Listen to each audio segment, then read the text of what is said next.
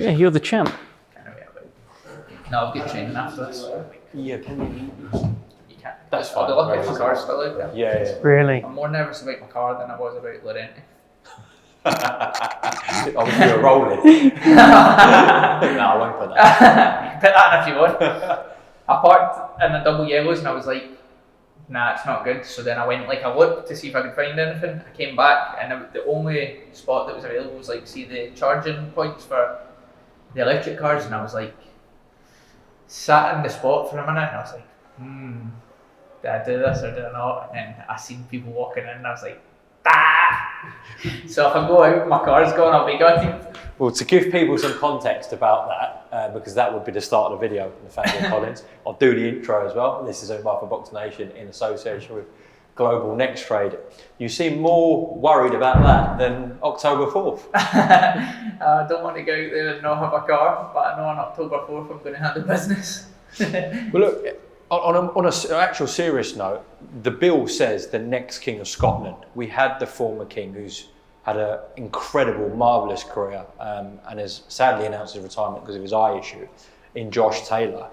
And it feels like what Queensberry, Frank and George are saying, here's the baton, we're putting it on a plate for you, it's time to have it, eat it, time to eat and gobble it up. And that journey, I guess, starts with the European title. And then goes on to world honours. We'll come into that in a second, but are we going to see another Lee McGregor type performance, you believe, on October 4th? Yeah, that's the performances I'm capable of, that's the performances I have in me. You know,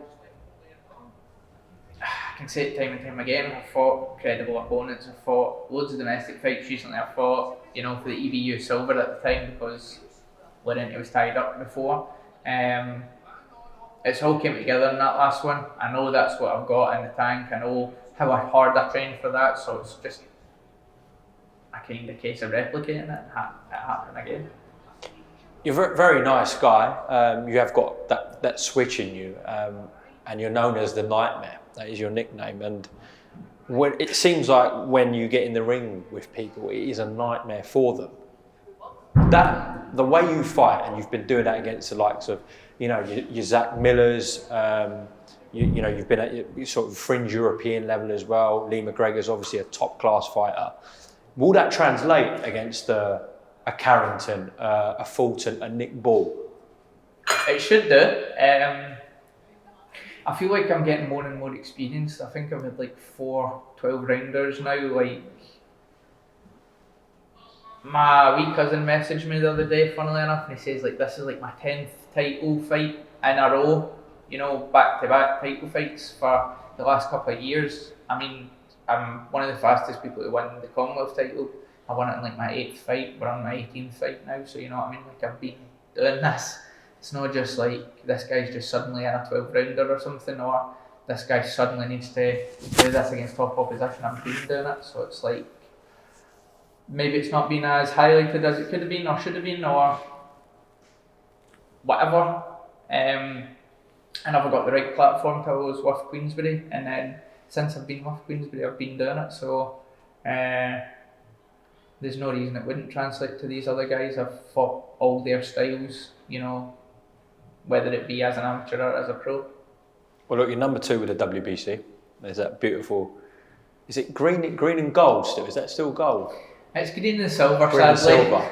It is, yeah. But it's getting close to gold, yeah. It's getting close to gold. Obviously, Shushu Carrington was out recently. Out of interest, that's the direction it looks like you're going with the WBC. But in terms of Nick Ball, Fulton, Carrington, who do you rate as the best out of those 3? I will only rate those 3 because at the featherweight division, Espinosa. That was who I'd probably rate the best featherweight is Espinosa, in my opinion. Out of those 3 that you mentioned, Ball, potentially, I think they're all just a similar level, just different styles. Fulton and Shushu are pretty much carbon copies of each other, so it's take your pick with that one. So, do you believe to get the Nick Ball fight, and look, we love a domestic clash, that would sell really well, but do you believe you need to win a world title first to give Nick an incentive to unify? Potentially. I'm not going to sit here and say I've got the biggest profile or I'm the most well-known boxer or I'm not a Eubank or a Bet or a name where you go, I'm going to fight him because that's going to raise the stock of the profile. It's just an unnecessary risk, I think people are seeing it as. Hopefully when I start headlining these shows and doing what I'm doing, then my profile rises and then people start going, okay, well that would be a good fight or that would be, you know, a hard test or whatever. Do I need to win a world title to get a fight? That would be down to them in Queensbury and whoever. Would a world title make that fight 10 times better? 100%. If I could get the WBC, that's like a stadium level unification fight in my eyes. As you alluded to there, Carrington and Fulton, I'm going to focus on Carrington because that's where you're at with the WBC. You know, got all the skills to pay the bills, a good, intelligent mind on him. He looks like a complete fighter, but do you think you would be too much for him? Yeah, I do. So based upon fights I've seen of him, I think 2 or 3 fights ago he did get the knockout, but it was like late on and he wasn't that impressive.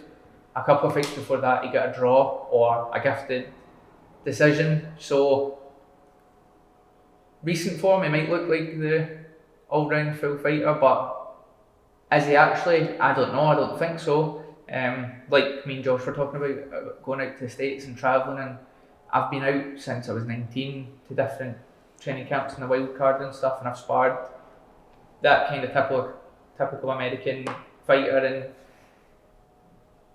they are good, but once they're worked out, then it's easy to deal with.